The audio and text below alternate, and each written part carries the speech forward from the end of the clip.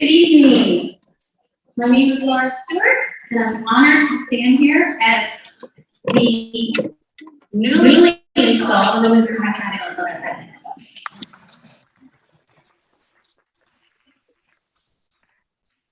Welcome to the Montgomery County Women's Democratic Club County Executive Forum. We were planning for this quadrennial event. We had hoped that COVID-19 would be in the past, but like everybody else, we had to remain flexible. Due to rising numbers, we've been asked that attendees please wear a mask in the room. Thank you for coming in person or watching online. And I know many decided to watch online, so it's nice that we can all see each other in person, nice that we have remaining on the fellow necessary. I stand here as our democracy is at a crossroads, as demonstrated by the events over the last 48 hours. I was personally and completely shocked that women can do so much ground in the blink of an eye. But it's bigger than abortion rights. If Roe v. Wade is overturned under the draft majority decision, we will no longer be protected under an unenumerated right to privacy, among the other unenumerated rights. Organizations like WDC will be absolutely necessary to defend the rights that we have all taken for granted until this week. Please look out for WDC and our partners' opportunities to get out the vote and support the close out-of-state races. It takes a village to have great events like this one. I want to thank all of our partners listed on our screen. Please stand if you represent an organization or put your name into the Zoom chat if you're a partner. I especially want to thank WDC members and our volunteers. It is so nice seeing them in person. We plan on doing more to present and keeping the health of our partners. We have many elected officials here tonight. I ask them to please stand and put their names in the chat. We thank you for your service. Any elected officials? Oh, I'm sure you're all sticking out. Thank you.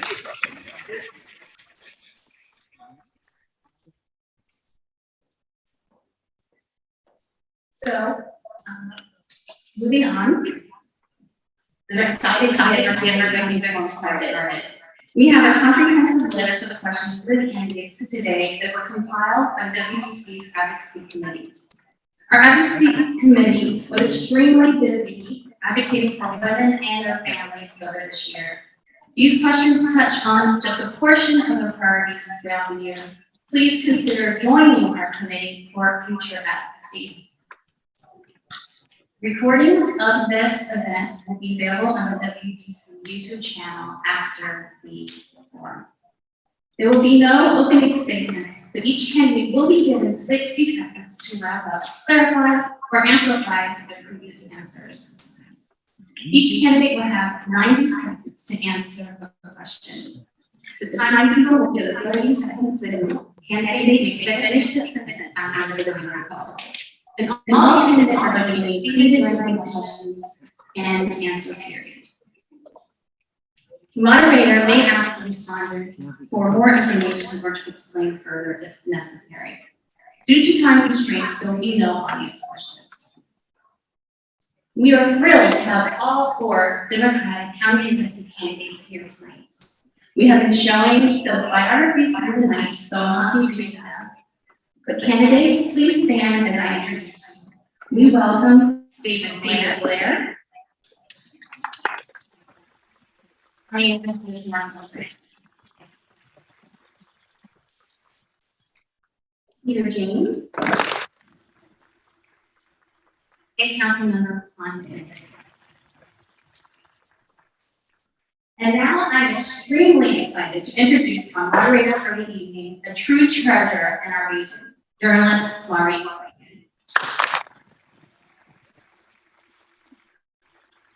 Thank you so much. We miss you, Maureen.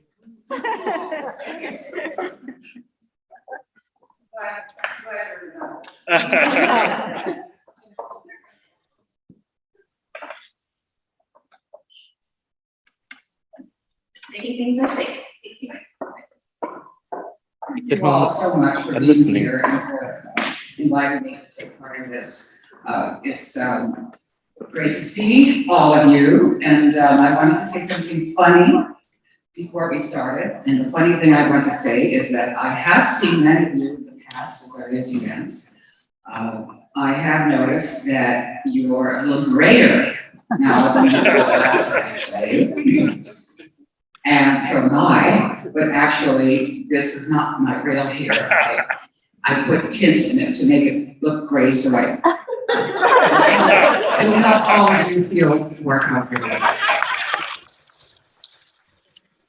Now, let's get to the truth of the matter besides the gray hair. This is such a wonderful forum, and I know that all of you are deeply involved in Montgomery County politics. And one of the best for the county, I have to admit that I lived in Montgomery County, I lived in Northwest DC, but I did live in Montgomery County for almost 8 years. Back in the 70s, when things were changing very quickly. And I see parallels to what's happening now, not only in terms of the improved issues around transportation, because when I lived in Chevy Chase, there was no metro. The metro system was just beginning. And there was no even It's gone now. But there was a great sense at that time that Montgomery County was changing for the good, for the better. The population was becoming more diverse, as we all know. I covered many stories about the Salvadoran refugees who came to the Washington area, as well as refugees and immigrants from other parts of the world. And I also realized that the county was a place of hope and opportunity for so many people, because they wouldn't come here from all around the world and from all around the country. My own family is an immigrant family from the Caribbean and South America, and my father always told me, Americans are special. Americans won World War II. And after they won, they didn't just pat each other on the back and say, did a good job. They started rebuilding America. They started rebuilding our communities. They built roads, they built transportation systems, railways, they improved airports, they built new public schools. And one of the reasons that my family moved to the United States was because my father and I, consequently, wanted to be part of that energy and a part of that insight and a part of that confidence, not only in the national community of this country, but also in the local communities. And so I feel very strongly about all of your interests. I feel very, very strongly about local government. And I feel very strongly that all Americans, no matter whether they are citizens or not, no matter whether they live in beautiful luxury high-rises or in less lovely housing, they deserve to be heard. We all deserve to be heard. And we all deserve to hear what those who would be willing to represent us in politics, we all deserve to hear what they think and what they want to do or do not want to do in our names. So with that, let me start with the first question, which is, I would call a throwaway question, as we do in journalism.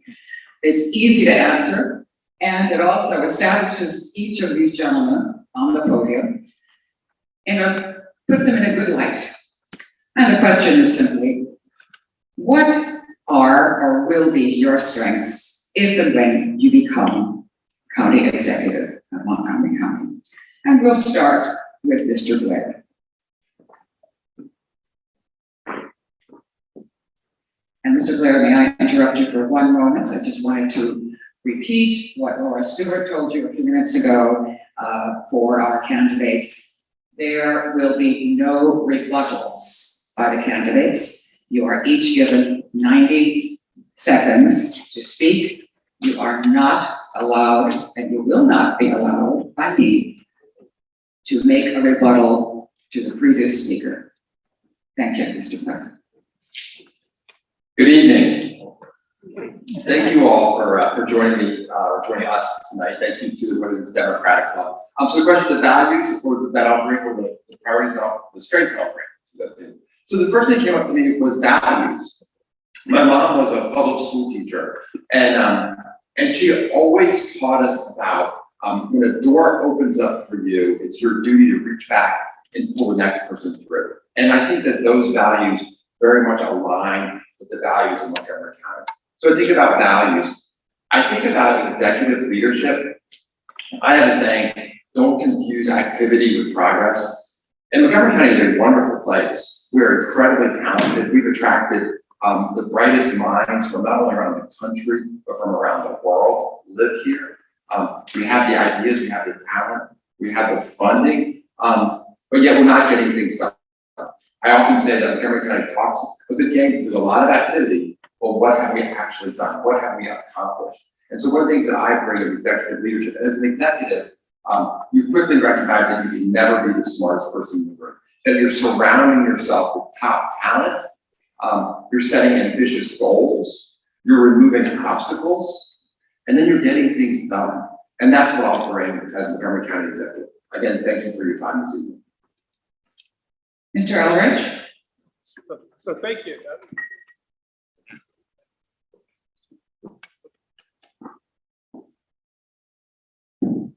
Thank you. I'm going to start real quickly with reference to what you said. The year after World War II, what happened, remind people, taxes on corporations and individuals are at the highest ever. That money built America. The ability to tax the wealthy and the corporations enabled us to build the roads and the infrastructure that we needed to move forward. What's changed since the 1950s and now is an unwillingness to raise the revenues we need to raise to do the things we need to do. We shouldn't be wondering how we're going to fund our schools. We shouldn't be wondering how we're going to run transportation. We should have the courage to set tax rates that provide the infrastructure that we need. And the Republicans back then were smart enough to know that investments in America were good for America. That the money that they collected, the money they paid, made it possible for this country to move forward. And those are the kind of values that I have. I'm not advocating that anybody go out and massively raise taxes, but I'm also not advocating that we target taxes are the main problem. Our main problem are the things we need to do in this country. You know, COVID's been a delay thing. If you want to ask me what I think I bring to this, I research things, I learn, and I ask questions. I'll give you an example of what I think the most important things we did. Came into office, partnered with Sydney Katz. Everybody's heard how bad Montgomery County is for business. Sydney and I went around, did listening sessions, and actually invited the business community only to come out and tell us what's wrong with Montgomery County. What do we need to do? So instead of telling people to stay away from here, we'll tell people to come here. We took those lessons and started building into the departments and making the changes we need to make because we want to bring people back. Thank you so much, Mr. Elrich. Mr. James? Yes, I moved to Montgomery County when I was 4 years old. I went to Montgomery Hills Junior High, White Oak, and Springbrook. And that was back when Springbrook was in the top 10 in the nation for high schools. But I'm a technology guy, and I'm running because I presented solutions to climate change, to transportation, and it's fallen on deaf ears. I'm the only candidate that knows that elephants cannot jump. And this has to do with just general knowledge of physics and chemistry. We're going to see autonomous vehicles rolled out. I'm pitching something called personal rapid transit. I went to Marc and asked for a PO for 100,000 free electric vehicles. And he said no, and I said, but they're free, using the $7,500 tax credit. So there's a lot of solutions. I got known out in Silicon Valley as the wizard. And when David Packard was playing golf with the CEO of the Transamerica Title, and the Transamerica guy complained about his computer system being slow, I got a call the next day. And so when the PhDs from Stanford and Berkeley couldn't figure things out, they called me to figure things out. So I'm going to take our operating budget, I think I can cut it in half just by automating it. You ought to be able to get online, just like Amazon, and get results immediately. Thank you. Thank you. Mr. Reimer? Well, good evening, everyone. I'm Hans Reimer. I'm so glad to be here. I am so proud to be a lifelong Democrat, and like you, I'm outraged by the conservative majority on the Supreme Court and their attack on women's rights and on all of our freedoms. And I'm a Democrat because I believe in fairness and inclusion and progress. And I want this county to be an example of democratic leadership and success for the whole country. That's not going to happen if we have politicians who have the wrong views on issues like jobs and housing, who aren't making it happen on issues like climate and policing reform. But we're Democrats, we don't need a friendly, wealthy business to come in and tell us how to run things in this county. We have the knowledge and the know-how to make change on a democratic agenda here. I come to office with a background in national politics. I ran national campaigns. I was called one of 5 people most responsible for saving Social Security from George Bush. I was Barack Obama's youth vote director in the year that Time magazine ran a cover story of the year of the young voter. On the county council, I've worked to bring those values to action on jobs and housing, climate, policing, immigration, transportation. That's the kind of energy that I'll bring to office if you will let me. In these difficult times, I think we need a Democrat who has proven leadership and a forward-thinking agenda, and that's what I'll be. Thank you, Mr. Reimer.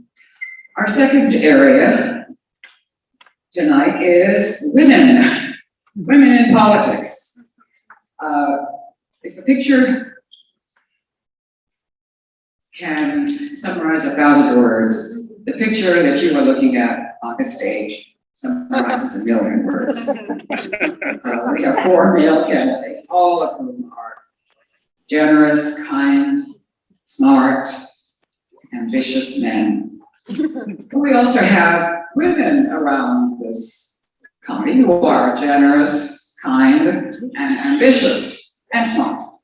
So my question is, 46 women have served or are now serving as governor across this country, but never has one served as governor in this state, nor have any women served as county executive in this county. Barriers to women running, as many of you know, range from fundraising to sexism to glass ceilings. And more importantly now, as Laura Stewart mentioned earlier, we now face a real challenge to women in the form of the potential dropping of Roe versus Wade and the ability of a woman to get an abortion if she wishes. Using your office as county executive, how would you help women move to more visible and effective positions so that they too can one day sit on this podium and argue for them to be elected to public office? Let's start with Mr. James.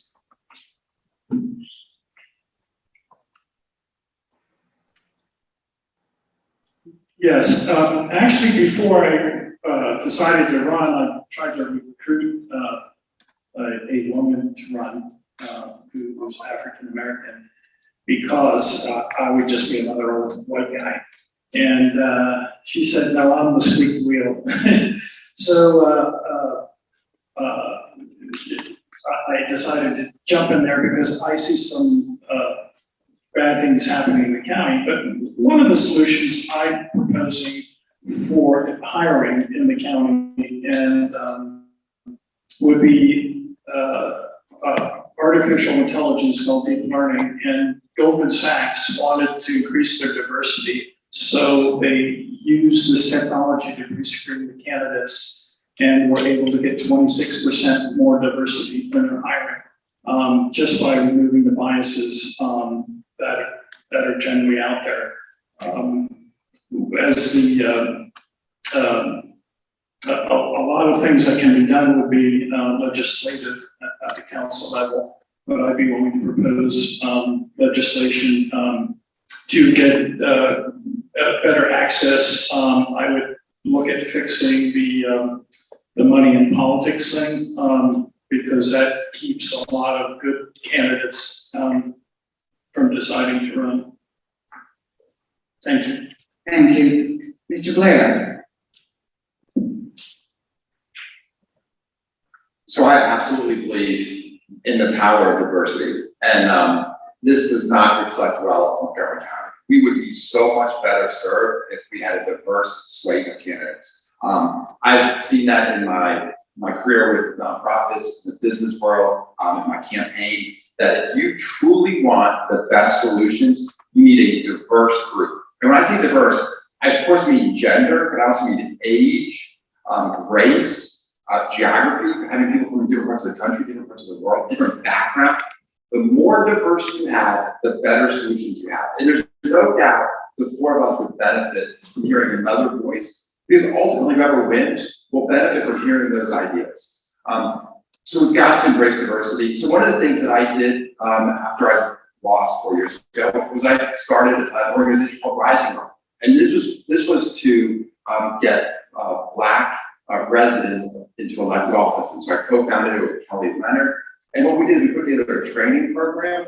This is all about how we would amplify Black voices. And we just actually finished our first class last year. We had a dozen go through the program. 3 are actually running for local office. And then of course my commitment to you, and this is an easy commitment, that at least 50% of my department heads would be women, probably more. And I think that to make sure that we have a good pipeline of people coming through. I'm actually really encouraged by the talent that I see running for county council. And presumably some of those will be running for county executive someday. Thank you. Mr. Reimer? Thank you so much. First of all, I'm running for office as a public finance candidate. And one of the reasons I'm doing that is because I believe that the path to office shouldn't just be for people who have wealth and power already. And we need to open the system up. And that's why I was so proud to support legislation to create that system. That's why I run in it every year at every opportunity, and I will continue to do so as long as it is available to me. Secondly, we need to elect more women to the county council. So I want to ask you, and I will support you in electing more women to the county council, because we have one woman today, Nancy Navarro, and she is a titan, but the next council needs to have more women, and we need to make sure that happens. There are many of you here in this audience who I hope will run. I see Destiny Drake West. I hope you will run for office, and if you decide that you want to do that, I'm going to do anything I can to be supportive, to teach you what I know. I see Laura Stewart here. Laura, I hope you will run for office. You would be an amazing elected official, and I want to support, and I do support Brooke Lehrman. Brooke's going to be the next governor of Maryland, not just the next comptroller of Maryland. But we got to get her elected. We need to support women where we can and when we can, and that is something I am committed to political reform. And I believe in representation for the whole community, and that is diverse according to every different kind of element. So, I want to give a big thanks to my mom. If she hadn't raised me right, I don't think I'd be up here today. I believe in women and their power in politics. And as a county executive, I'll do what I can to work with you to move that forward. Thank you. I have a little interruption for you, a little bit of business to conduct. I'm told that someone lost a telephone or may have lost a phone. I don't know, someone in this room. The phone is at the audio-visual table in the back of the room. So check your purses and your handbags and pockets and see if you have a phone missing. Also, somebody apparently lost a parking ticket. Now, I don't know if that's a parking ticket from the police or a parking ticket from the garages. Who's claiming that? But I wish I could say, if you do have a police parking ticket, do not bring it up here for any policeman to handle it. I've heard the same people that sometimes the sound might be bleeding from the mic. So if candidates call to turn on and off the mic, that would be awesome. We'll do that. We just asked the time to start until we get the mic on. Yes. Thank you, Lauren. Our third question is about Oh, working Lorraine, families. you got Mark. Oh, I'm so sorry. I'm so sorry. Please, go ahead. Didn't mean to interrupt. Yeah. So I've actually had a history of supporting them. Anybody remember Mary Gorgas, one of the great state senators? I was one of the few elected officials anywhere in Montgomery County who stood up for Mary against Paris Glendening, because I thought she would have been the best governor that we would have had in this state. In her time had come, she deserved that office. And I thought it was important to support her, not do the easy thing and wind up behind Paris, who I don't dislike. But I did think Mary was a better candidate, and I'm proud of what I did. I was running for county council, I think in 2006. I was being supported by the union, and I got a phone call saying, we have a candidate, minority woman candidate who wants to run in the district. We'd like you to step into the at-large race. That was not an easy thing to do, because I'm a candidate that doesn't raise much money, because I don't take any developer money. I took on the at-large race. I won. And that other candidate won. But I was actually willing to step aside from something and do something about it, because I thought that was important both to have a minority and a woman.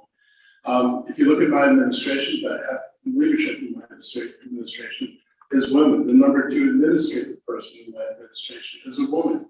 The chief of technology services is a woman. The chief equity officer is a woman. The climate chief is a woman. The director of permitting services is a woman. I look for talented people, and even when I was hiring in the beginning, we extended some of our searches when all we got back was white men, because we knew we had to make the extra effort to bring in a more diverse group to work for us. Thank you so much. Our third question is working families, especially, of course, relates to the status of women. Working families, especially working women, have been severely affected by COVID. Women have been leaving the workforce in great numbers to care for their family members, both their children as well as aging parents. The recent passage by the state legislature of the Time to Care Act will provide 12 weeks of paid leave, but full implementation of the act will not occur until January 1st, 2025. As county executive, what will you do to help working women remain in the workplace or re-enter the workforce? Mr. Elrich, I'll give you the first opportunity.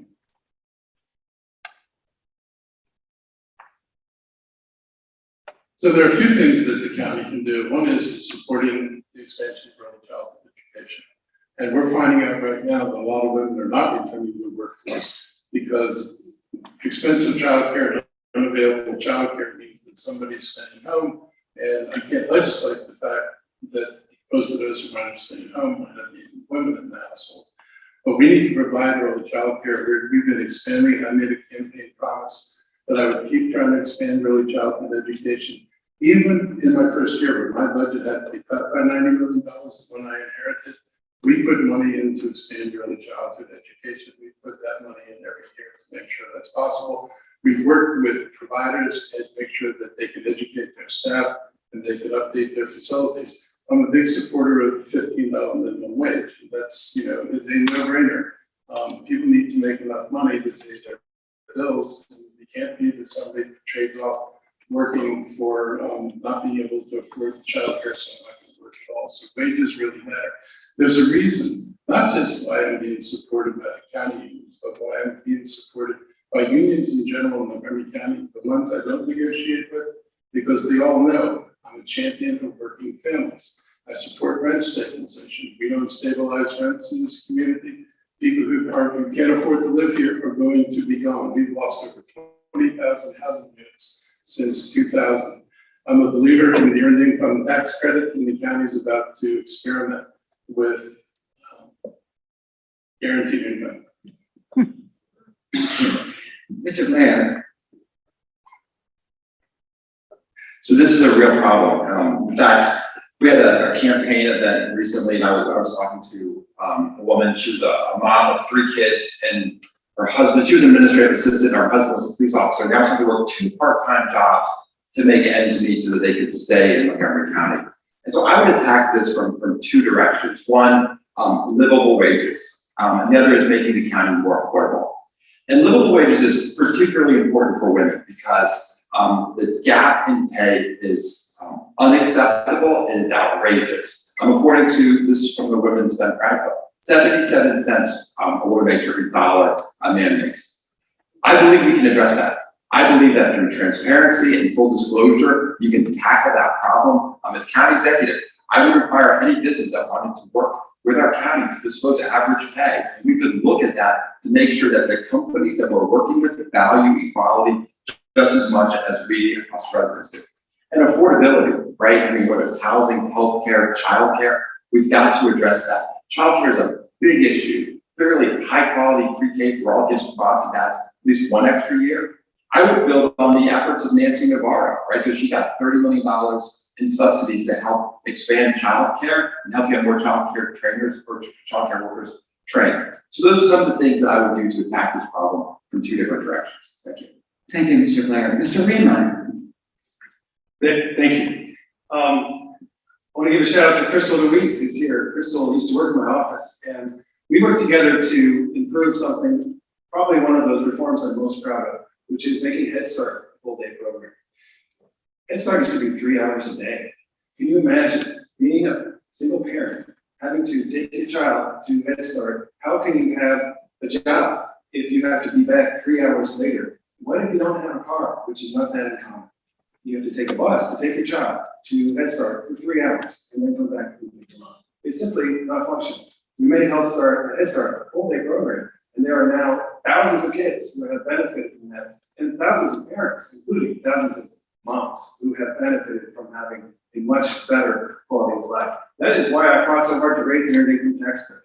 Years ago, I passed legislation, made it a doubling of the state's earned income tax credit. It's one of the most effective anti-poverty measures because it puts more money in the pockets of working families. But I have never heard as much distress from working moms as I heard this January and this September about the return to school because it was poorly managed and there were kids that were home and didn't have to be home at a very difficult time. You had parents whose employers, women, telling me their employers did not value them as much as they used to because they couldn't show up for work because their kids were not in school. That was a problem. That was a problem. It was not handled well. And we need an executive who's going to make sure that our kids are in school and we work closely with the school system to have success managing through this crisis. Mr. Blair. I'm sorry. Mr. James. Yeah, well, actually, I have some experience. I grew up in Rosemary Hills over here. My mom at the time was a single mom. She worked 3 jobs. The boys did had paper routes and the girls were babysat. And my mom was too proud to take subsidies from the government. But some of the things we can do, I think we're going to be going, is highly likely we're going to be going into an inflationary recession, and money's going to be tight. So the first thing I do is save billions and billions of dollars that we're spending on these transportation food bottles. Right now, everyone at the table is supporting bus rapid transit systems to the tune of about $2 billion when it's 90 miles is all said and done. I'm proposing personal rapid transit system and also giving low-income families free electric vehicles, because if you're trying to go out, particularly if you're working multiple jobs and you have to work at night, the transit system just doesn't work. So providing those sort of things, I want to issue a local transportation and affordable housing currency. We've got $1 trillion worth of digital currencies. We can issue an interest-free currency, and that would bring the cost of homeownership, cut it in half, because over half of the mortgage is an interest. Thank you. Thank you. Education, of course, everyone says education is the #1 priority in every community, but communities handle education in many, many different ways. One of the problems in this county, as well as around the country, is the fact that young people are depressed. They are dying in high numbers. as a result of drug overdoses, of suicide in some cases. Many have fallen into the criminal system. The public school is the one place where most children, certainly from ages 6 to 18, spend many hours, the most hours probably, of their day. What proposals would each of you put forth to provide support for these young people who are at risk, and how would you address the so-called school to prison pipeline? Mr. Reimer. Thank you so much. Well, this is a powerful and important issue that I've been working on now for several years with tremendous focus. I think that we have to take a different approach in our schools. And I think the school is the one place where we surround children, professionals, adults. And I think it's a community where we can have an approach to dealing with disciplinary issues that does not rely upon police. We still need police when there is an incident, when there's a violent incident, we've got to call the police. I understand that. But as a day-to-day matter, I believe we should rely on social workers and security staff and counselors and teachers and coaches and administrators who are trained in how to identify children who are at risk and how to talk to them, how to get information from them. That tragic shooting in the group where the students did not even tell the administrators that a kid had been shot. They posted it on Twitter. They didn't tell an adult. That's the problem we have to change. We need professionals in the school who can break through with those kids. And we can do that if we staff up and train people at this sufficient level. So that is my vision of school safety and mental health and how to disrupt the school to prison pipeline. And as county executive, I'm going to keep working on that until we get it right. Thank you. Mr. James.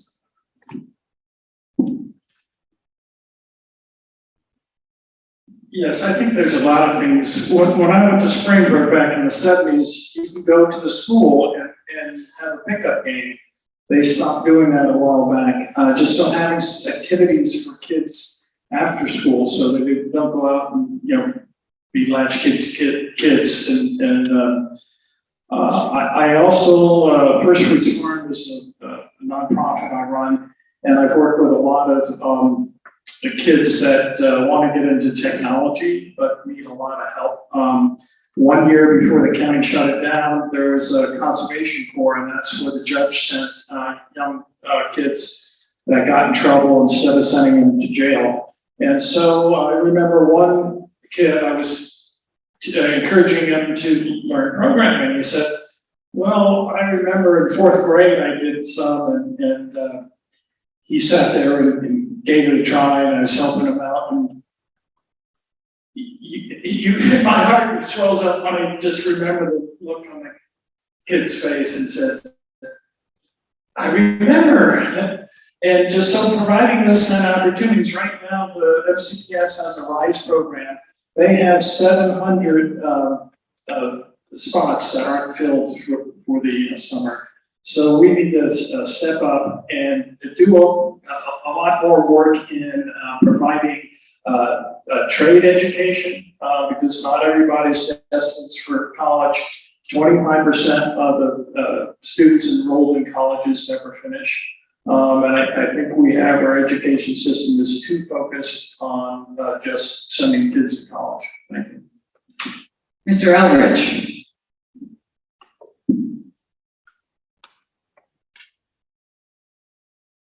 So I've actually been an elementary school teacher in one of the most impacted schools in Montgomery County, and I've seen schools in poverty close up. And dealing with mental health issues is not as simple as having a counselor in the school. They need more counseling. I was in a school with one school psychologist for 900 kids. That doesn't work. We need to be adequately staffed. But the problem doesn't start in school. And we need more support for families to start with. We need kids in early childhood education. So when they start school, they start on a level playing field. They don't start behind. They don't feel like they're lost. And when kids feel like they're lost, they don't perform well, and they lose their confidence to work in school. We need to stabilize families. They need to be able to afford rent. They've got to stop. There are kids and families who I remember one kid in particular was crying on a Monday morning. I asked him why he's crying. He says, I haven't eaten since Friday. Friday was his last hot meal at lunch. We've got to deal with the underlying poverty that is a major problem in this county, so that kids can be in stable households, their parents aren't forced to move every year or two when they can no longer afford the rent. That's one of the things I like about rent stabilization in Montgomery Park. We get less movement and more stability in our schools because kids aren't always moving. Those things are important. We should do the counselors, we should do that, but we've got to tackle the underlying social causes of what's happening to these children. You know, the story today, the headline today is that they found the killers of somebody who died last week, a 14-year-old and a 15-year-old. They didn't go straight to school. Something went wrong before that. Thank you, Mr. Elrich. Mr. Blair, how would you respond? We had a mental health challenge before the pandemic, now we have a tsunami. And the schools are a great place to address this. I actually recently met with our superintendent, Dr. McKnight, and I was so thrilled. Her #1 priority, she said, was mental health. We need to move with urgency, and we need to use every tool in our toolbox. So it starts with fully funding the existing programs that we have. So we have organizations like Cornerstone Montgomery every month, the Laurie Center. And you're not familiar with the Laurie Center, they provide education and therapy for those children that have experienced the most trauma. These are children like 6, 7, 8 years old. It's wonderful. Guess what? 6-month waiting list. And if you're that parent, you can't wait 6 months. We need more residential facilities because when our high schoolers go to suburban hospital, oftentimes there's no bed for them in the county. So organizations like Cornerstone Montgomery need to be fully funded. Clearly, we need more resources in the schools, like school counselors. But there's such a massive labor shortage across the country. What I would do, let's make sure our school counselors are actually counseling, because so many of them are bogged in administrative tasks, and we can better leverage telemedicine, telehealth to deliver services to them. And so those are the types of things that I would do. And then the last one is I would bring social and emotional learning classes into the classroom, right? Think about how much we train our kids for physical education, but we don't give them time for mental health. And so those are the types of things that I would do to address this mental health tsunami. Thank you. One of the social problems that you have all referred to in Montgomery County has to do, of course, with affordable housing, with the high cost of rent, etc.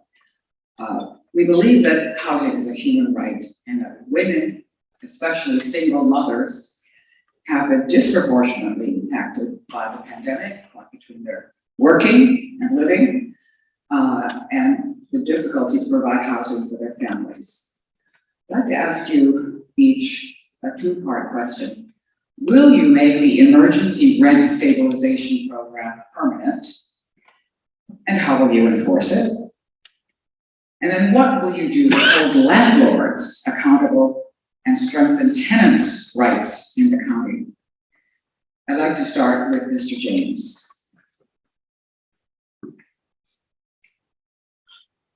Well, as the only renter up here on the table, I'll tell you, this is directly affects us. We supposedly fixed the affordable housing issue back in 1974 when we set up the Housing Opportunity Commission. But really what it is, it's like a plantation operation where it's the landlord opportunity commission, because we're subsidizing landlords that build apartment buildings, and we've set up a permanent class of renters. Now, if we took those same funds and we provided financing and guarantees for those renters to become owners over a short period of time, especially because we're running into this super hyperinflation, it'll be very affordable to own a home. So my focus will be turning towards home ownership rather than being a renter to make it affordable. And I tend to look at the aspects of what the cost of a home is. It's land and materials and labor. So there's technology. I proposed a Grand Earth village in Germantown, and the planning board turned me down, and then Elm Street came in. This was on a mobile home park, and they kicked all the local homeowners to the curb and gave them a check for $2,000. So Thank you. I'd like to get a response to that from Mr. Blair, and let me just repeat the question because it was a two-part question. Will you make the emergency rent stabilization program permanent? How will you enforce it? What will you do to hold landlords accountable and strengthen tenants' rights in the county? Mr. Blair? The rent control that we put in place during the pandemic was appropriate and necessary, and it was the right thing to do, and I fully supported it. And now that the pandemic is largely behind us, it's time to move on. Because the long-term consequences of rent control can be detrimental to our housing. And study after study has shown that eventually what happens is developers won't build new housing, which we desperately need, and slowly you'll see the existing rental units moved into condominiums. And so the things that I would focus on, one, let's make sure we get the federal relief, the rental assistance payments out. We struggled with that a year ago. I assume it's moving much quicker this time around.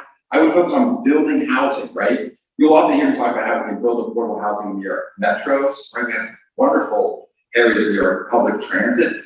But if you truly want affordable housing, you need affordable land. And as you all know, the land in Montgomery County is really expensive. But guess what? Our county government owns so much land. Like just in Bethesda, we own 17 parking lots. We own land here in Silver Spring. And when we own the land, we can dictate the terms. And so we can provide a much greater level of affordable housing. We can provide affordable housing for those that are maybe making like 30% of the average area household income. So we lower that bar to get so that we can get individuals that work in this county so they can afford to live in this county. Thank you. Mr. Elrich? So I support rent stabilization. I was the architect of the rewritten rent stabilization law in Tacoma Park. It is progressive, it works. It was modified to make sure that landlords can still make money, but not be able to run rents up and take advantage of gentrification. DC has rent stabilization. We learned when we wrote our law to make sure we didn't follow some of the pitfalls of the jurisdictions had. I would do permanent rent stabilization in Montgomery County. I would exclude buildings that were built after 2005 that have long-term requirements for affordable housing. The units that we got before 2005, MPDUs, they expire. The MPDUs expire on ownership and on rental. And so they aren't going to be there. We only have 6,000 MPDUs in Montgomery County today. That's our aggressive world champion, nation-leading affordable housing program. It's a joke. It's not a bad thing to do. It's an absolutely inadequate thing to do. So I would have rent stabilization. We've put 18 lots on the table in Montgomery County. We had a meeting with developers of nonprofit and for-profit the other day. We expect to get bids on all these lots. We've met with the churches and told the churches we will work with you to redevelop your property. A lot of the churches have enough surplus land that they can build affordable housing. But I will be blunt. I'm going to build affordable housing for the people who can't get housing. If you're at 30% of AMI, you can't find housing. MPDUs only serve people between 60 and 75%. And if you're over 75% of AMI, good luck finding a market apartment because you can't find it unless you're making close to well over $100,000 a year. So that's the point. Thank you. We have made some reference to. Mr. Reimer. Oh, Mr. Reimer. Go ahead, please. I'm an equal opportunity speaker, this person. Who have I not missed? Mr. James? Okay, I almost missed him. So I'll keep track of who I miss. And you're on your clock already. You're down 20 minutes. And you help me along with it too. Okay, Mr. Reimer. Time's up now. Yeah, You're that's it. Okay, go. Thank you so much.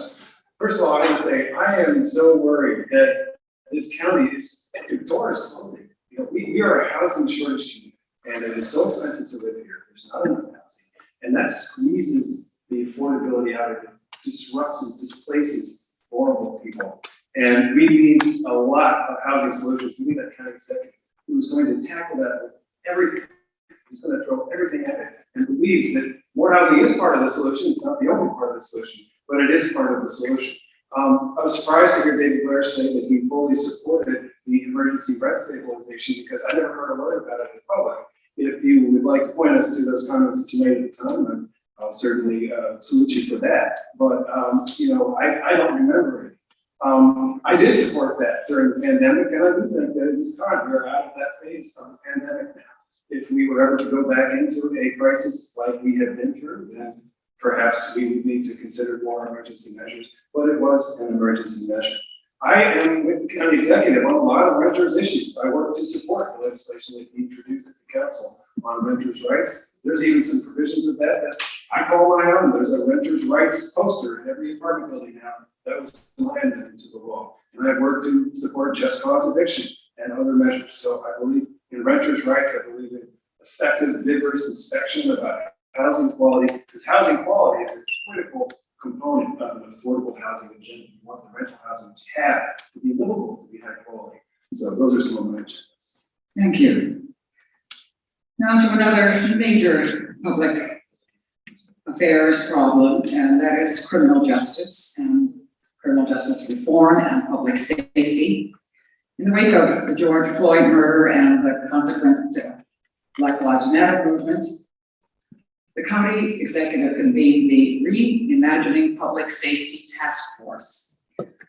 What recommendations proposed by the task force do you think are the most important, and how will you accelerate the implementation of those recommendations? We'll start with Mr. Blair. Criminal justice and public safety reform is necessary, and we need to move with urgency. The statistics are shocking. There are 18% of our residents are Black, yet they represented 40% of arrests. A Black man is 3 times more likely to be pulled over in a traffic stop than a white man. So we need to address these. When I look at reimagining police and I meet with our police chief, we're fortunate to have Chief Jones. He's a recognized leader.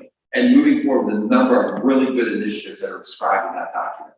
Things like de-escalation, community policing, better training around implicit bias, things like mental health. Like, how do we better use mental health resources to address individuals like homelessness, perhaps, where perhaps earlier they would have sent police units. Our schools, we need to make sure that the police officers that are assigned to schools aren't over-policing our Black and brown community.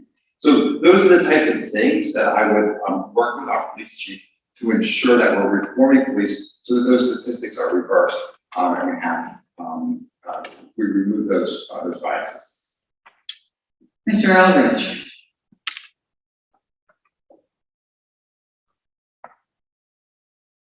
So before the task force and before George Floyd, I convened a large public meeting early in my administration to hear from the community about policing in Montgomery County and give people a chance to talk about what they were experiencing at the community level. And nothing that people said would surprise anybody. We created this task force, and myself and the council hired a group called the OLE4A, which is a professional group to review the recommendations of the task force and to give us a set of recommendations to move forward on. The police department's going to undergo some major changes. There's a lack of accountability, a lack of record keeping. It is too easy to make things or charges disappear and never see the light of day. We're going to require a different kind of training. We've been told we need to switch out of a warrior mode into a guardian mode. People have to see themselves as protecting and preserving, not as defending civilization against barbarians. That's a real mindset for people, and that's something that we need to bring about change in. There's going to be a discipline matrix, so there's no arbitrariness in discipline anymore. No arbitrariness depending on who the captains or leadership likes or doesn't like, and no variation and how people get treated for doing the same things. It's going to be consistent. It's going to be fair. We're going to have public boards, the accountability board, and the charging board to make sure that this is done by civilians. I will say, I won't say, I'll get back to you later. Thank you. And Mr. James?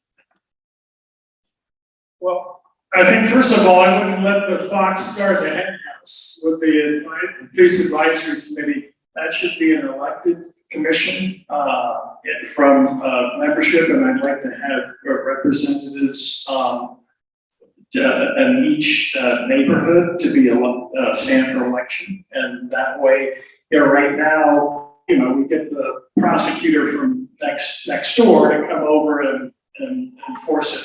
So that's having body cams that are on all the time, and we put maybe a game delay when there was an active shooting or something like that for the safety of the participants.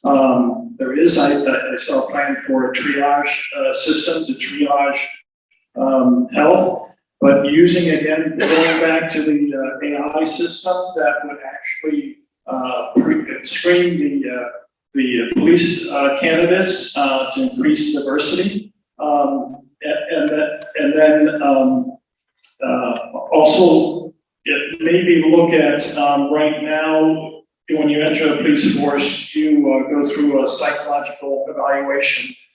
There might be a little coziness between the people conducting that, but I'd like to see those maybe every 6 months, even maybe giving more vacation. Police officers tend to be at a higher rate spousal abusers and alcoholism. So being able to even have it. Thank you. All right, Mr. Reimer, we haven't forgotten you.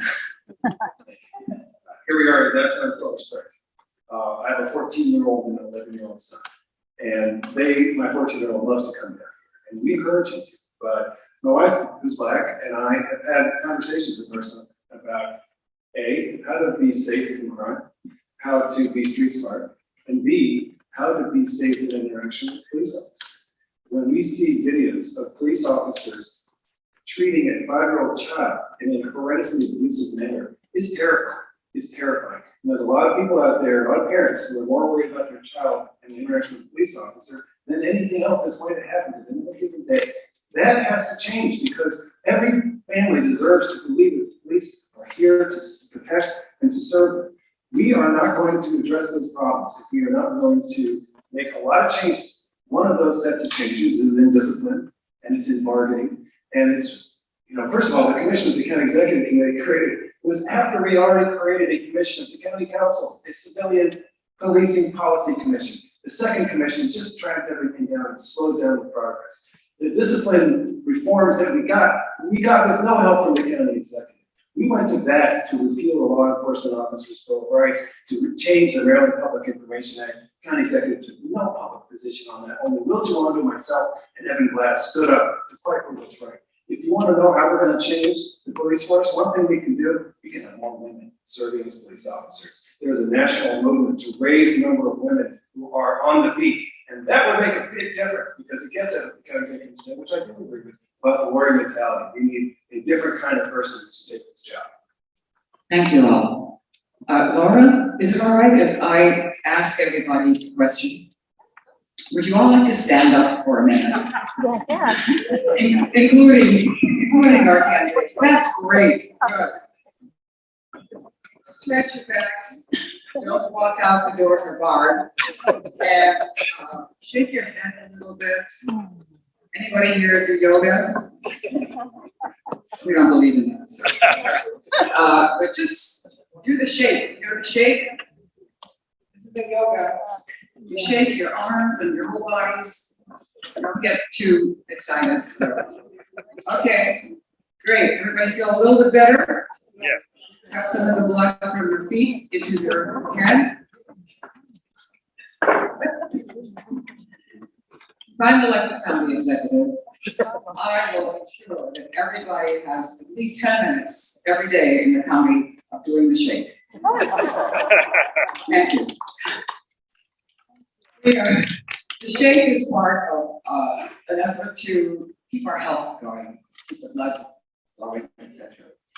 And healthcare is, of course, a huge issue in this country as well as here. Maryland is one of the states, as you all know, that preserved the ACA expansion of Medicaid, but many people believe that we can do more. I'd like to hear our candidates' proposal to make health care accessible to all residents of Montgomery County, including those who are currently underinsured.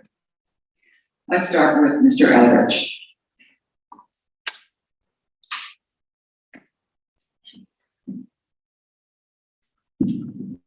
So the good thing about Montgomery County is we have a system of community clinics that are available to everybody. And these do not require costs, they don't require insurance, and they don't require citizenship. And so we recognized years ago that there were a lot of people who were going to be deprived and left out of the Affordable Care Act. And we determined that we would maintain our clinic system so that everybody in Montgomery County is served. We want to continue to expand that. We're going to have a meeting with the hospitals and with our clinic system and with some of our independent provider groups, our community groups like Solidity and Star, to talk about how to rethink healthcare in Montgomery County. We recognize, and I think the hospitals recognize, they have a big stake in this, that they were not adequately aware of the condition of people coming into their hospital during COVID. They were surprised by what they saw in terms of pre-existing conditions. A lot of the rest of us weren't so surprised by those numbers. But we believe that we need to work together to create a system where everybody plays a role, where the hospitals help support the clinics and the individual provider groups a little bit lower down in the chain, so we can get more adequate supports out into the field.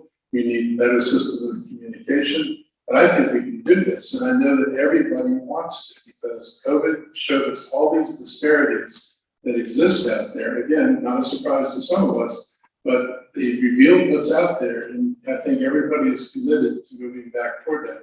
We doubled the spending, for example, for all of our community groups to do this. Thank you. Mr. Reimer.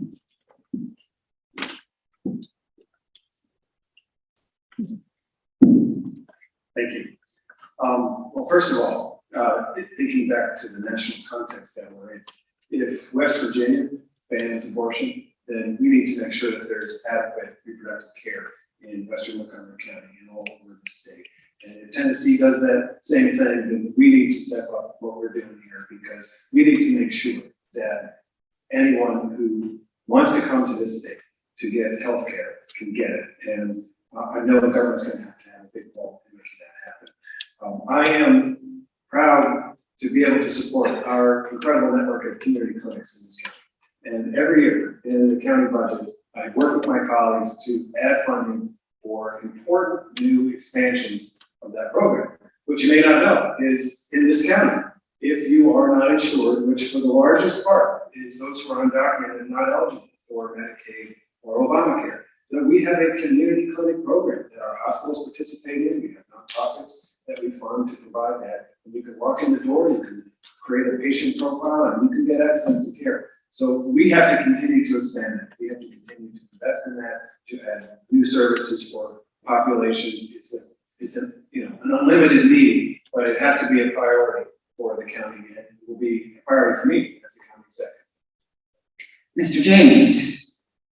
Yes, I think there's a lot of things we can do as far as preventative medicine, teaching kids how to eat well. I want to put a greenhouse in every neighborhood so people get fresh food. Is one of the problems with healthcare costs is we have a duopoly at the state level as far as insurance, and we have a duopoly in the county as far as the Adventists and the Catholics as far as hospital care. So we need to open that up to make it more competitive, looking at new technologies. A lot of AI can actually identify people that have certain conditions that they haven't been to the doctor about and don't even know it themselves. So there's a lot of technology that can reduce the cost of healthcare directly. And we can't, it's said that a guy's drowning 50 feet offshore, Republican comes by and he throws a 25-foot rope, and says, swim the other half, it's good for your character. And then the Democrat throws 100 feet of rope and walks off to do another good deed.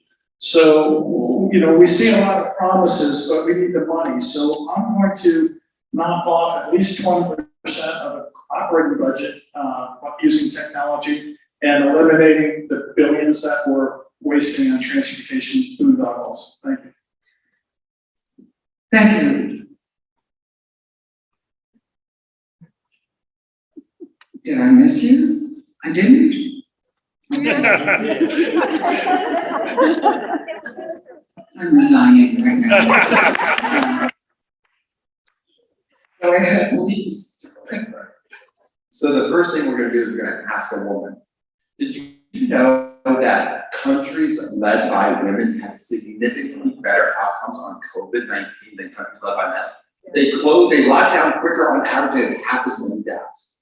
So we're gonna make sure that women give us their 2 cents. So clearly we need local solutions, right? And so there's that community model.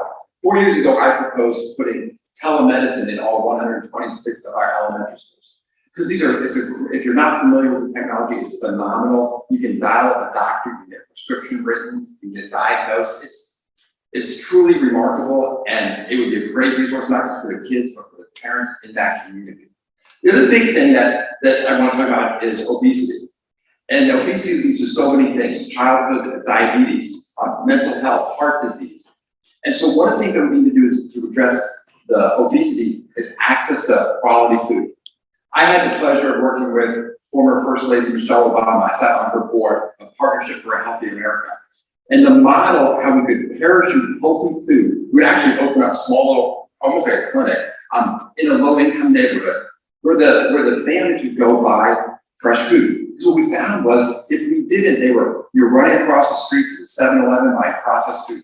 And so we've got to think about how we get fresh food in those low-income areas to help combat obesity and reduce diabetes. Thank you. Our next area of discussion is the environment. The Ag Reserve is a unique nationally recognized resource that can successfully cap sprawl and preserve farmland while protecting the drinking water for our entire region. It also offers open space, recreational opportunities, and supports the economy. Montgomery County continues to face high commercial and residential pressures. What are your thoughts about protecting the reserve? And what are your thoughts on preserving other open spaces in the county in an effort to mitigate suburban development sprawl? Mr. Reimer, we'll start with you. Great. Well, we have to protect the Ag Reserve. The Ag Reserve is what it is because of low density zoning. That's what it is. It says you can't build more than one house for every 25 acres. And then we have a variety of ways that we put easements on land. And that's a big part of Thrive. We're trying to get Thrive passed. It reaffirms the county's commitment to the Ag Reserve. And it's why I've been supporting more funding for easements and for farmers in the Ag Reserve so they continue to thrive there as business operators. I have also advocated for policies that will modernize the Ag Reserve. If you have been to a winery or a brewery in Montgomery County, you are enjoying a very different approach that was not allowed until very recently. Those breweries, for example, were not allowed. The zoning code prohibited them. I think we need to think a little bit differently. And now, thanks to some of the changes that I've championed, we have really great wineries that are buying big pieces of property. And they're going to convert some of that land that's otherwise used for corn into grapes. And they're going to make incredible wine there. I strongly support the vision of allowing agricultural property owners to install solar and then do ag underneath the solar arrays. Solar grazing is a proven solution. And the recent UN IPCC report specifically called out blending agriculture and solar as the prime example of the kind of technology that is here today that if we would only deploy it, we would actually be able to get climate under control. So that's the kind of leadership I provide. We're at the cutting edge here trying to make meaningful change. Thank you. Mr. Blair. The Ag Reserve is phenomenal and we need to preserve it. It's 93,000 acres. I grew up not far from there and spent many days picking pumpkins with our kids, and it's there and it's wonderful. I do think we can do a better job supporting our farmers there. It's interesting that our average is about double the land acre from Loudoun County, but yet we produce about the same amount of economic output. So I think we can help our farmers with getting their food to tables, right? Because I mentioned fresh food earlier. Like, why doesn't Montgomery County Public Schools buy from our agriculture, right? It's a complicated question, but that would be like a challenge. That's how we can support our farmers better. As far as preserving other open spaces, yes, I think one thing that we love about Montgomery County is the wide open spaces and parks and the commitment that we made there. And we also talked about housing. And so this is really key. And this is why I think the Sierra Club endorsed me, because I talk about where we can build housing that's next to transit, right? So think about like Unmont Shopping Center, right? We have areas where people could walk to a metro, in affordably priced housing, go get into their job, go to a retail outlet. So we need to invest in those types of areas. And I also think it's time that we start talking about climate change and start acting. We declared a climate emergency in Montgomery County 4.5 years ago, and we just passed the first legislation. And so another reason I believe the Sierra Club endorsed me was because I'm committed to action and moving forward with solar and composting and restoring our tree canopy. And those are very important initiatives. Thank you. The second part of that question on environment. Mark. Oh, This time. thank you for your help. Okay, please go ahead, Mr. James. Yeah, well, for 12 years, I've had First Fruits Farm, and we've developed all sorts of renewable energy systems, robotics.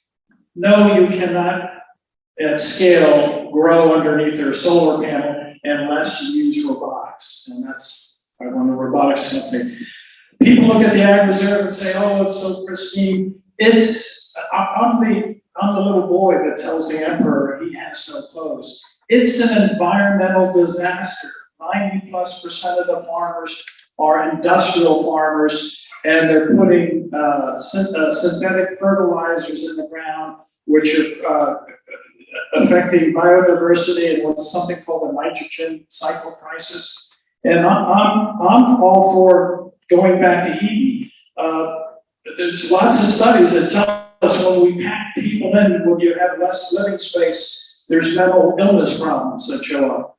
So the problem is if we use our current transportation system, we have the sprawl problem, people sitting in traffic. If you run some personal rapid transit systems, and also require, so I'm sort of a hobbit guy. I want to see hobbit villages in the Ag Reserve and have them do people food production out there. We can reforest the Ag Reserve with robotics and plant 1 million trees. Then we start sequestering all that carbon. We're never going to fix climate change without putting the carbon back into the ground. And by switching to agriculture, talk to me later. Mr. Blair? No, Mr. I can do it better. Go ahead, Mr. Elrich. Okay, I'm a big supporter of the Ag Reserve. I've been this way for a very long time. I was involved in the fight for 10 Mile Creek to preserve the last S stream in Montgomery County and make sure it didn't get destroyed and that the developers didn't destroy the land up there. I like wine, and I will say, we just opened up a crush pad at the Poolsville Golf Course, and the purpose of it, I brought this up to the county executive almost 12 years ago, and the purpose was to create a facility like they have around the country, where farmers get into growing grapes. They can bring their grapes to a crush pad, the pad will process it into wine, we provide the tanks, we provide the barrels, you lease them from us, we have the winemaker there, you can bring your own winemaker there. My goal was to bring a crop into the Ag Reserve that has sufficiently high value that would be a deterrent to try to turn that land into rooftops. And as an economic benefit, we could replicate all this in Northern Virginia. The reason Loudoun gets so much money off their land is they're much more aggressive with wineries. My goal is to create the same kind of winery trend that you find in Northern Virginia, because we have the same soil, same climate, same development. But in general, I believe that the Ag Reserve needs to be preserved. I'm pretty much opposed to industrial uses in the ag reserve. And we are working with some of the people who opposed the bill as Mr. Reimer originally introduced it, to try to get them to agree that if we put photovoltaics in and guarantee that they're going to get crops underneath and not just pollinators, that we can go ahead and solarize more of the ag reserve. So I'm optimistic we'll make progress. Thank you. Have I missed anybody? The reason I'm so off balance here is I'm trying to think of some follow-up questions for our executives. She says. And so I've got a follow-up question for you on environmental issues. Suburban development sprawl. From what I've seen, and I think you've all seen it, Montgomery County, especially in Down County, does have quite a bit of what I think is called suburban development sprawl. If I'm wrong, let me know. I've heard a lot of talk about wineries, which is lovely, but people can't live in wineries. So what would each of you say about the problems? Are there any in Montgomery County of suburban sprawl? And what would you do to address those issues? I'll start with Mr. Reimer. Well, my friends, after tonight's discussion, I invite you to drive just a block behind us here, and you'll see a new community, relatively new. It's called Chelsea Heights. Chelsea Heights was built on the site of a former school, private school, closed down. And about 6 years ago, we had a pretty tough fight at the county council over whether we were going to allow housing right here. County executive, council member at the time, voted against that, and actually said something that has become somewhat infamous about how we didn't really think it was so important for us to be worrying about people who would be in the future, because it was more important to worry about people who are here today and might have an objection to the house. So I don't see how you can oppose sprawl if you also oppose housing in urban areas. And I have been fighting every day, every week, every month, every year of my tenure at the county council for more housing and more housing in the right places. And if you want to vote for a county executive who gets it, who understands we have a housing shortage and we need to open the doors here so that our children have a chance to live in this county, then I'm your candidate. If you want to have a county executive looking in the wrong direction and opposing new housing because a few neighbors object, then you've got your other candidate. But I know people who live in that community today, and I am so glad that they have that chance. It is a terrific place to live, and I'm proud to help move it forward and make it a reality while protecting the beautiful historic house that belonged to the Riggs family that's still there today. Take a look. Thank you. And responses, please, from Mr. Blair. So when I talk to residents, potential voters, everyone's really concerned about development because it's been done so poorly in this county for decades. Sometimes it makes no sense, right? We build housing development and then we act surprised when the schools are overcrowded. We didn't put any public transit in. We didn't expand the roads. It's like, this is entirely predictable. And so I very much get it when I meet with residents who are like, whoa, don't build anything, because they've had such a terrible experience. And it doesn't have to be that way. It doesn't have to be that way. Most places actually, a lot of places actually build the schools, the roads, and the transit first, right? So we're fortunate in Montgomery County because we spend tens of millions of dollars on metros. They're great, right? It's where young people want to live. It's where you want to put businesses. It's where new families want to live. I have a 25-year-old son. He needs to be near the metro. And yet, like, let's say Shady Grove Metro. That was a metro that I've always used my life. We have 35 acres there that we keep our school buses. But think about how valuable that land is. And that's where my son would love to live, right? Where he could, with a walkable, bikeable community, where he could jump on the metro. So we have opportunities to build density near transit, and we haven't done that. And the shortage is huge. We need 30,000 new affordable or new housing units built in the next 8 years. And the pace we're going, we'll never get there unless we move with urgency. Thank you. Mr. James.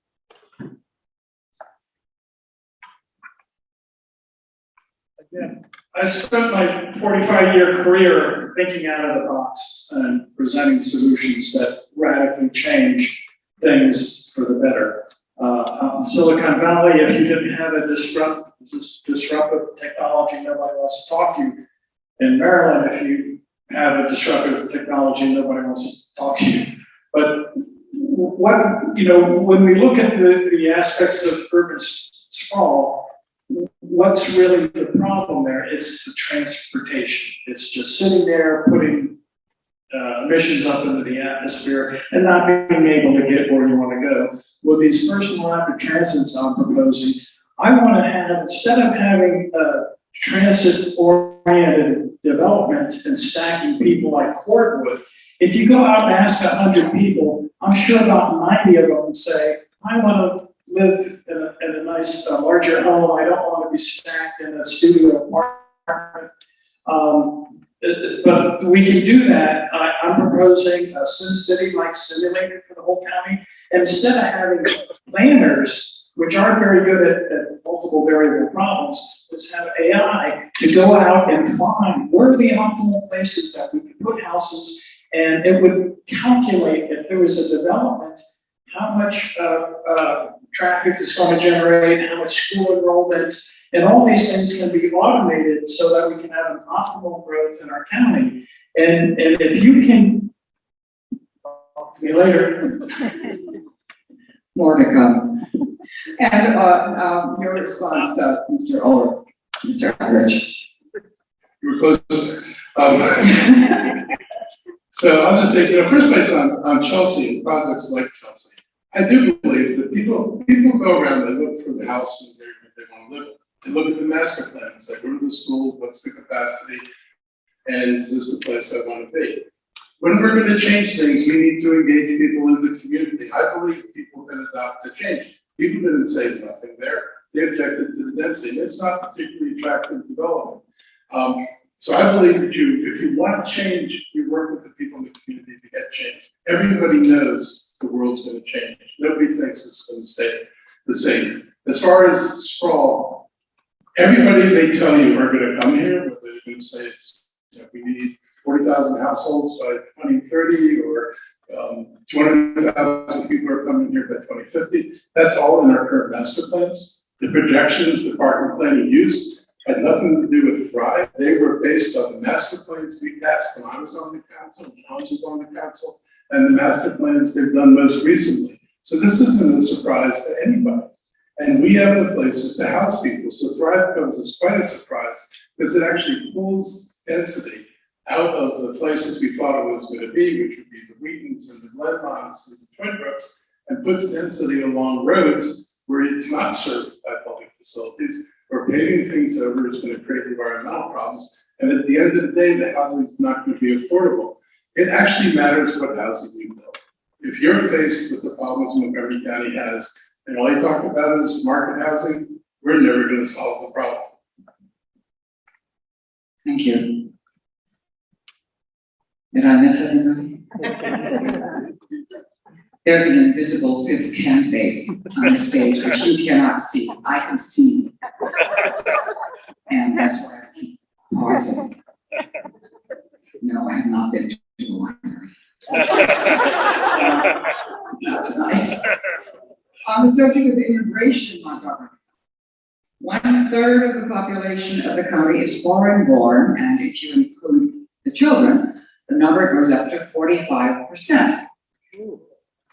What would you do? Will you support the reintroduction of a clean bill to provide counsel for detained immigrants in all circumstances? This is something that has been done and is being done currently in the district, Fairfax County, Baltimore City, and Prince George's County. Again, will you support the reintroduction of a clean bill to provide counsel for detained immigrants in all circumstances? Mr. Blair. Yes. So absolutely. So the immigrant population of Montgomery County is our strength, and we need to do everything we can to make sure that the successful assimilation into this county. And so certainly providing them with legal counsel to anyone that's detained and facing deportation is a must, but there's so much more that we can be doing. Let's start with something as simple as getting a job. We recently met with a mechanical contractor who had interviewed a dozen students coming out of the Edison School of Technology, one of our high schools. And he could only hire two, because only two had two forms of ID. So we can, just as simple as getting jobs, we can help students get their employment authorization documents. Those are the types of things that we can be doing. Certainly investing in like our Gilchrist centers, right? We gotta continue the great things that we do, so we're making sure they have access to career pathways, legal advice, learning English. But the other thing that's remarkable is their entrepreneurial spirit. What's so cool about Montgomery County, with a third of our population being from outside, that's entrepreneurial, right? They've learned a new system, a new culture, maybe a new language, and yet we lag the region in new business growth. So I want to make it easier for these entrepreneurs to get capital. I love our entrepreneurship process in our high schools. I opened up one at the University of Shady Grove. And so we've really got to look for every way we can support the immigrants that we have here in Montgomery County, because it truly is a strength. Thank you. Mr. Elrich.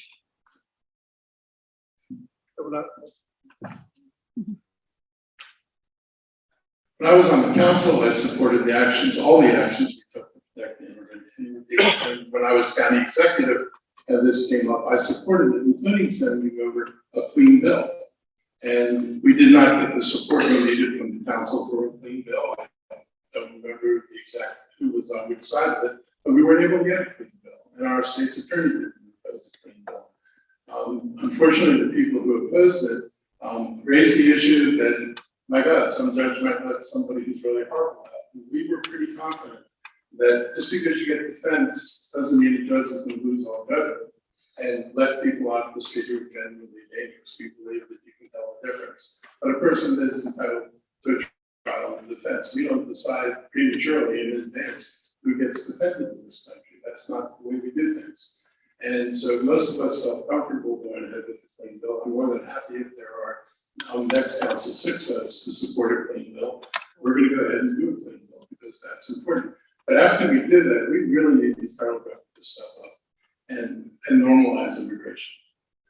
We've got to give people a path to citizenship, and we've got to give people a path to jobs. They've got to be able to pay the taxes when they get older, collect their Social Security. We need to fully integrate them into society, and not having a clean path to citizenship and the opportunity for citizenship is a real barrier to fully integrating people into society. And this is really important, and I will continue to work for that. I always have. Mr. James.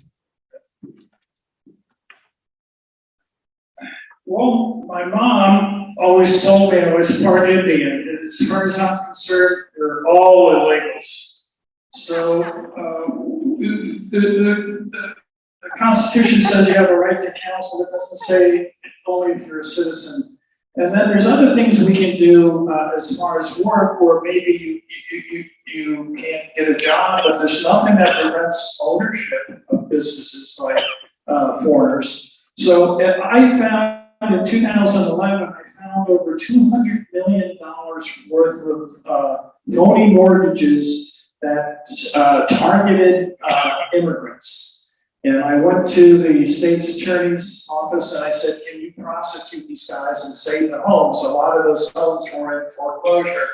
And he basically said, Peter, we can't afford to go after the big banks because, so what he was just saying that, so as a head law enforcement officer, I would go after crime, I'd go after the abuse that a lot of these immigrants, because they don't understand the legalities. But I would be, don't have legislative power, but I would not, I would help negotiate, but I would not veto a representation bill. And actually, but it's also goes back to all this stuff costs money. And all these guys are promising the moon, and until we reduce the operating costs, and I really seriously believe we're going into hard economic times.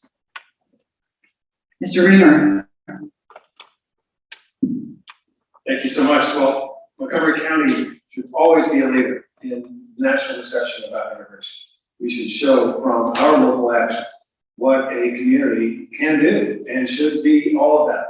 And I will be that executive as I have been as a councilman. So some of the critical initiatives, you know about the Trust Act, ensuring that government officials do not ask anyone about their immigration status, so that people will feel confident that they can call for help from the police and not face any implications of the immigration system. I am really proud of our county's approach to policing and immigration, and I think we have a high level of confidence as a result in our police work among our undocumented community. There are many other provisions that are not necessarily immigration policy, but housing and transit and education and childcare and after-school programming. Those are all critical policies to support our whole community, including our undocumented community. On this specific issue of providing legal assistance for people who have been detained in immigration proceedings, I was council president that year. I took on that tough fight, and we faced a lot of backlash. People coming into council outraged that we would provide funding to support lawyers to help people who have been detained. We did decide to prioritize people who are children or young adults or family members who don't have a criminal history. And that was a tough decision to make with a limited pot of money, but I'm always open to revisit that. Thank you so much. Our last issue of the night is something that affects so many of us these days, aging. Older adults, well, except you, Laura. Older adults are living longer and working longer. In fact, the Great Recession of 2008 and the recent pandemic has sent retirees back to work. And data shows, of course, that older workers tend to be the first to be laid off. And older workers are often the victim of what we call age discrimination. But the discrimination laws against older workers have not been updated since the Age Discrimination in Employment Act of 1967, when we were all younger. What will each of you do to ensure that older workers are not discriminated against and are getting fair access to new jobs coming into Montgomery County? Mr. James.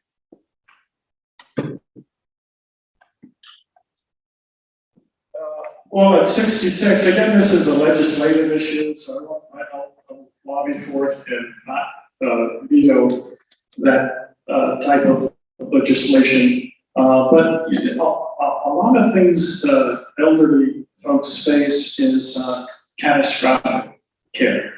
And 80+% of the healthcare costs are spent on catastrophic cases. And this was elderly people into bankruptcy, losing their homes, that sort of thing. I'd like to set up some kind of mutual assurance system so that above and beyond what kind of Medicaid, that people's homes can be preserved when they hit that critical care, because that's really what wipes it out. And the first day I'm going to get on the call with Mark Cuban and say, rather than making millions off of, like one of the guys up here, off of prescription drugs, you know, he's actually marking it up 50%. So if you got a $3,000 a month medication, we need to work with people like Mark Cuban to bring down the cost of prescription drugs, because that's a big chunk for the elderly. Maryland passed the robotic delivery law last year, and I'd like to start deploying them in the county to deliver food and medicines to the elderly. Thank you. Thank you. Mr. Reimer? Terrific. Well, we can absolutely dive into non-discrimination laws and make sure that they are contemporary and they're protecting people adequately. And I would love to look more into that. If you want to be able to have a job when you're old, you need to be able to get to that job. That's a critical factor. You need to be able to have access to transportation services. So I'm really pleased now that Ride-On is free for seniors and people with disabilities. It was my motion, the committee, that the council adopted, and made Ride-On permanently free, not just a pandemic thing, for seniors and for people with disabilities. I've been working on senior housing. You know, the housing shortage is also really bad for seniors. You know, if you want to downsize, then you need to have a place to go, and you should be able to have a place to go here in Montgomery County. That's what we're missing. We don't have enough housing for people if they want to find a place in the community to live in. And I would love for us to be able to do something about that, to create more housing. I'm a huge supporter of our senior villages, which is a nonprofit association. It's a community association of people in a given community that help one another with rides or social supports, access to medicines, picking up prescriptions. We need more of those, and we need to bring them to the whole county so that neighborhoods that don't have as many resources are also covered by that movement. So there's so much that we need to do to make sure that this county is a place that people will be able to age, and I look forward to making that a priority as your county executive, as it has been a priority for me throughout my whole political career. Mr. Blair. So our senior community is vital, and we need to do everything we can to keep that here. They support our local businesses, right? They pay taxes. Many of them work here, they volunteer here, they're mentors. And most importantly, they're our parents and our grandparents. And so I wasn't aware that those discrimination laws haven't been updated since the 60s. And that needs to change. One of the things that you'll see from me as county executive is I will be a consistent and visible force in Annapolis. And I think that's a role the county executive needs to play, is advocating for you in Annapolis. We have a terrific delegation, and I think there's more that we can get done. So other ways that we can support our seniors, healthcare costs, right? Prescription drugs. It was interesting. I mentioned that I had a business. Our largest client, AARP, actually AARP approached us, they were looking for innovative ways to reduce prescription drug costs. And there's an idea that they helped develop that I would love to bring to Montgomery County. And it's pretty simple. If you got a half dozen pharmacists travel around the county, and they go to retirement centers, senior centers, so maybe like first Tuesday of the month, they do that usual. And seniors just go there and they meet with the pharmacist and they go through their drugs. And there's so many savings opportunities. There's duplicate drugs, there's over-the-counter options, generic options. And we have been improving to reduce the cost of medication for seniors. And what the pharmacist does right there, they get on the phone and they call the doctor and get it changed right there. So that's like a simple program that can save the senior hundreds of dollars a month. Mr. Elrich.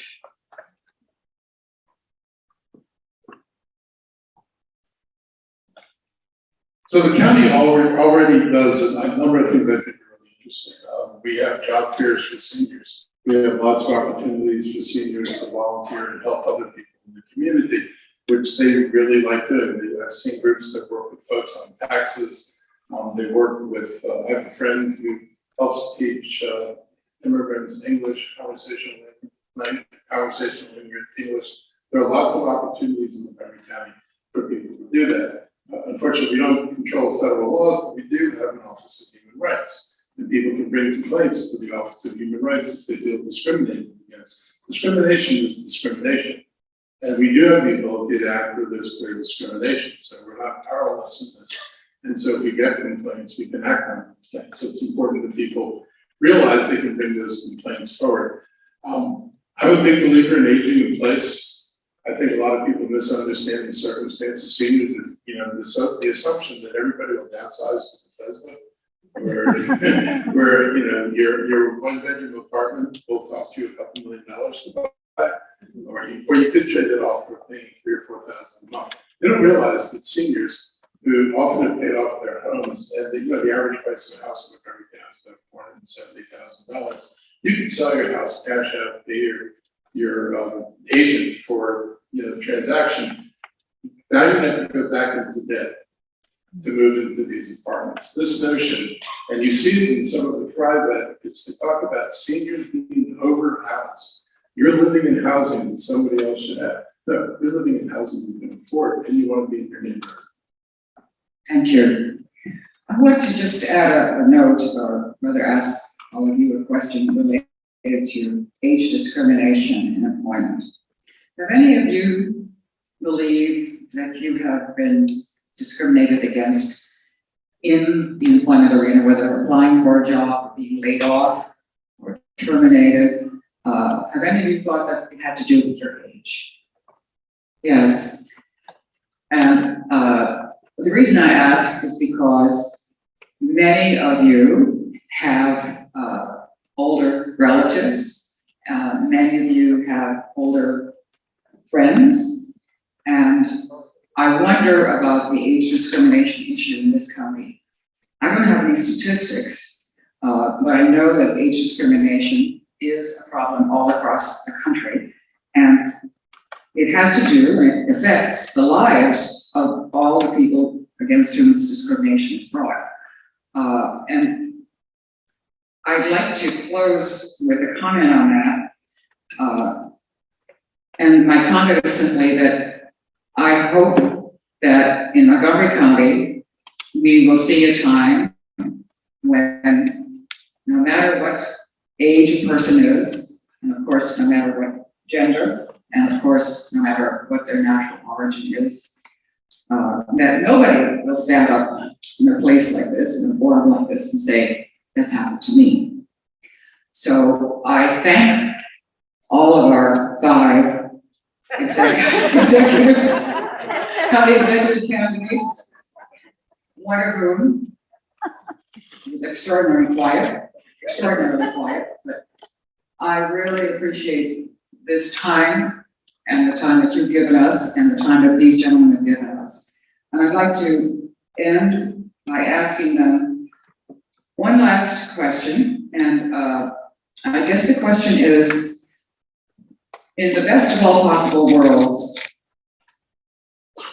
could you describe what Montgomery County will look like in 10 years? How will we, and if we were at a forum like this, what do you think the problems will be in this county in 10 years? And what problems do you think will have been solved between now and 10 years from now? Great question. How long are you giving them? Each has 60 seconds. You can't solve all these problems in 60 seconds, sorry. No, you cannot say you hope world peace. Let's start with Mr. Reimer. You sure you don't want to start with the 5th candidate on this one? No, he's done enough damage. Go ahead. Thank you so much. I love that question because it actually gets to the heart of my candidacy, which is that I see a better future for this county as a very dynamic and thriving community that is creating a lot of jobs, that is a place where young people want to stay and they can actually get a job and afford a place to live, where people will move across the country, not only to be a scientist, but maybe to be an electrician or a nurse. A community that has adequate transportation infrastructure and an amazing red line corridor that's been redeveloped with city centers all up and down it, with a purple line corridor that is closely connected to the University of Maryland and is known around the world as a place where quantum computing is booming, not only life sciences in the 270 corridor, but quantum computing in the purple line corridor. We are a community that is more affordable, that has a large share of its housing owned by nonprofits that are permanently controlled and access to the workforce.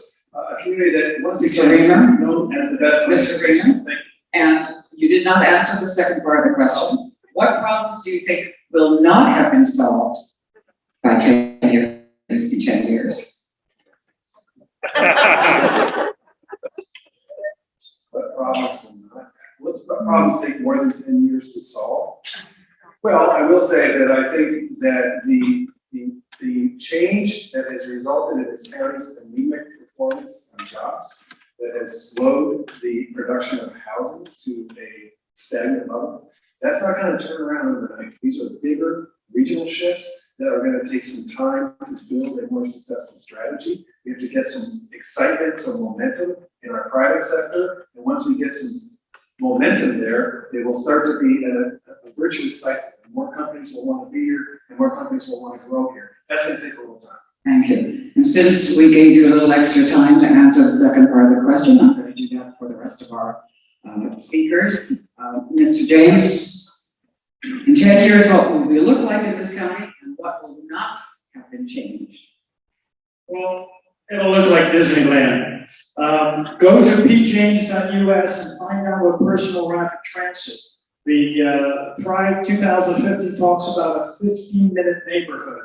The entire county will be a 15-minute travel neighborhood using this technology. There will be autonomous cars taking us where we want to go. Elderly, disabled people will all have equity. People that can't afford cars, it will be across the board, the best transportation system. We're going to actually issue a local currency. If you go and Google the beer bank, WIR, there's 2 billion Swiss franc equivalents circulating in Switzerland, and it's interest free. So we can do this here in our county and drop the cost of housing in half by eliminating interest. Do I have a few more minutes? You have time to say. Yes. Well, if I'm not too tired out by 70 years old, I can run a second term, then I can cover most of it. But I think one of the biggest problems, please go to the Asteroids Club. What might not happen, and it might even get worse, is this schism between the far left and the far right. There's a guy named John Hyatt wrote The Righteous Mind, and he talks about trying to understand the opposing point, because we've got, well, I call it, let's a feud, because, well, enough of that.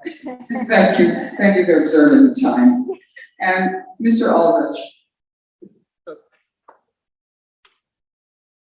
There's some things I'm optimistic about. I do think that climate change will have more tools to be able to deal with it. Between what's coming online, new discoveries, and between our ability to implement things, I think we can make major progress. The county will be buying the electricity from Montgomery County probably within 2 years. That gives us the ability to switch to green sources, which would be a rapid accelerator for the shift we want to make. So that piece of this, I'm pretty optimistic about. I think transportation will get the BRT system built. Right on will be reconfigured to feed the BRT system. It'll be a lot easier to get out of the neighborhood and get to distant places. It'll serve everybody. That's a good thing. I think that depending what happens to the federal government, healthcare is a question mark. We can't do this by ourselves. We're certainly going to do everything we can do. And I think education is another question mark, because the school system has struggled, this achievement gap, this isn't like new. It's like 30, 40 years old. Okay, now you keep going. So it's not going to be resolved. I think housing is a major crisis. I look at it very differently than some of the other people. The problem is not building more housing. If you're not building more market housing, let me put it this way. The number of units being built every year is equal to projections for the number of market units we need every year. If we build what we're building now, we will build the 10,000 market units that are needed by 2030. But if we build what we're building now, 10,000 market units equals 1,500 moderately priced dwelling units, which is bad news because you need affordable housing for 30,000 people. And I have a very different approach to how to do that, other than say build more housing. Mr. Blair, the good and the bad. So the county will look like what we described tonight. So tonight you heard from the four of us things about mental health, senior services, healthcare, schools, jobs, right? There's a lot of ideas up here about how we're going to move this county forward, and we can absolutely do that. But I would suggest there's 2 hurdles that we face, and it's why I'm uniquely positioned to be your next county executive to move this county forward. One, money. These are expensive things. And you've seen your tax base erode over the past 10 years. We lost $5 billion of net tax migration, people leaving the county. We've got to reverse that. We've got to start creating jobs here. I've created thousands and thousands of jobs. I also run an organization with a $6 billion budget, and I know how to find efficiencies, leverage technology to make that budget go farther so that we can fund these. And the second thing I would suggest, these aren't new ideas that we're talking about tonight. It's why I'm running.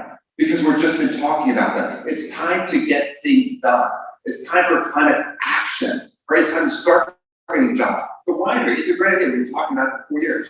Same thing with the properties of Bethesda. We've been talking about affordable housing. Let's move with urgency. And so as an executive, I promise you I will surround myself with top talent.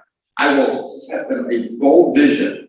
I will remove obstacles, and then I will get things done to move this county. I know we can be doing better. I know Montgomery County can work for all. Now the second part of the question. What will not change in the next 10 years? Well, here's the reality. Climate resiliency. And so climate change is here. And so we will continue to experience heavier and wetter rains, wilder swings with climate temperature, and that's going to put a strain on our infrastructure. And so we're going to have to double down on things like stormwater management and making sure we're restoring our tree canopy and those types of things. I think that's here. And that's not to say that we can't meet our goals of zero greenhouse gas emissions by 2035, because I think we can, but we're going to still be facing the effects of 100 years of emissions. And so thank you all for your time with us. Thank you all. Would you please give our candidates a round of applause?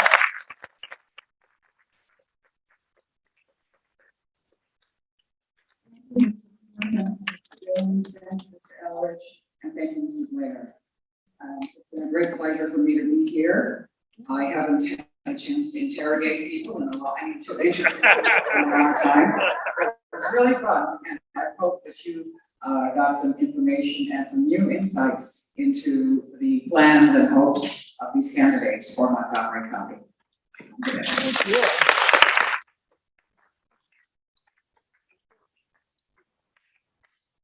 To want to thank for some reason I have an urge to go play Sims and find a winery.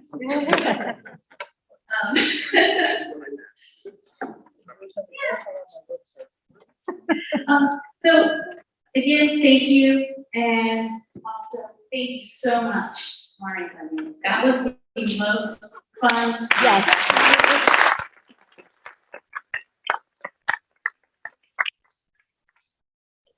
You're coming back. Okay, so I just need to share a couple of announcements. First of all, our next forum is actually next week, Thursday, May 12th, featuring the state's attorney candidates. So I look forward to seeing you all there. Don't forget, the primary is on July 19th. Please get those mail-in ballots, especially if you're going to be out of town. Information on all voting options is in the lobby, including registration information. And please save the date, July 21st, for the not to be missed Kiss and Makeup Party. That's a long-standing tradition, and we plan on keeping that going. We have this little thing we need to do after the primary, and that is to take back the governorship. So join us on that. And before the final goodbye, I will leave you all with 2 tasks.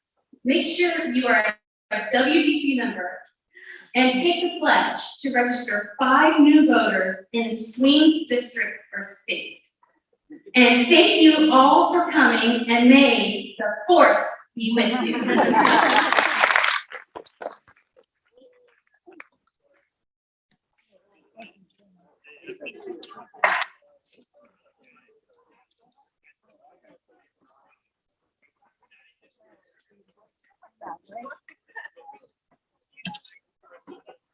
No, we do not. No, no, no, no, no, no.